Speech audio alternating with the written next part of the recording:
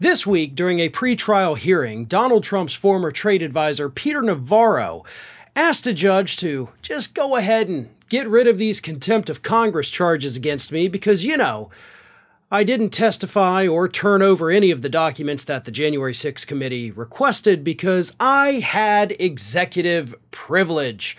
And, Peter Navarro says, Donald Trump specifically told me on February 20th, 2022, that I had executive privilege. So, go ahead and toss these charges because I couldn't have testified even if I'd wanted to.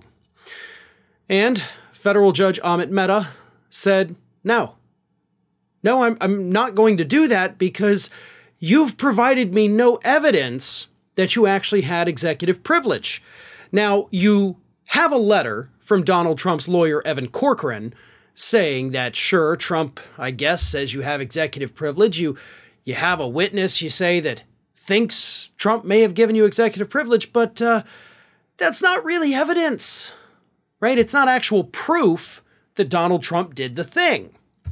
Now, I like Mehta's ruling. And by the way, Peter Navarro is now set to start his trial on September 5th, this coming Tuesday.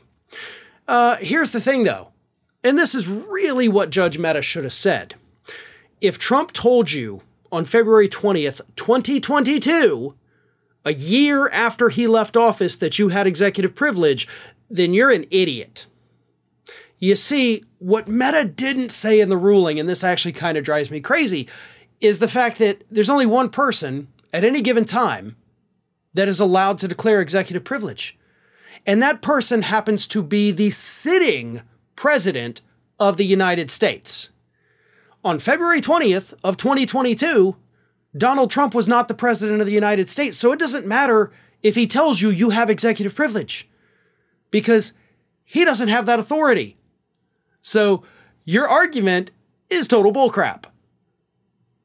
Like, why didn't the judge just say that? I agree with the judge's ruling. The judge is right. You've provided no evidence, but you needed to take it that extra step and be like, listen, I don't care if Trump told you that there's rainbows on the moon. That doesn't make it true. He didn't have the authority to exert executive privilege. You don't have the authority to try to invoke it to avoid testifying in front of the January 6th committee. And of course, now that that committee is no longer in existence, Navarro is not going to have to go and testify. He does not have time to change his mind, but he is under 2 charges for contempt of Congress. They're both misdemeanors, punishable each by up to 1 year in prison. So at the very maximum, if convicted, Navarro could be looking at 2 years in prison. It's doubtful that he is going to get that full sentence. Honestly, it's doubtful he's going to go to prison at all for contempt of Congress.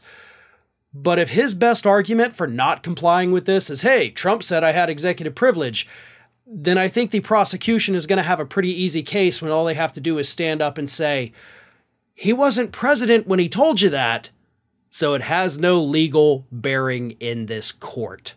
And maybe that's why Mehta didn't say it. Maybe Mehta's just waiting for the prosecution to make that argument and then send Navarro down the river. We'll find out, because again, that trial is starting on Tuesday. Ring of Fire has fresh content 7 days a week, so if you want to be reminded about it, don't forget to subscribe to the channel, hit the little bell to be notified every time a new video goes up.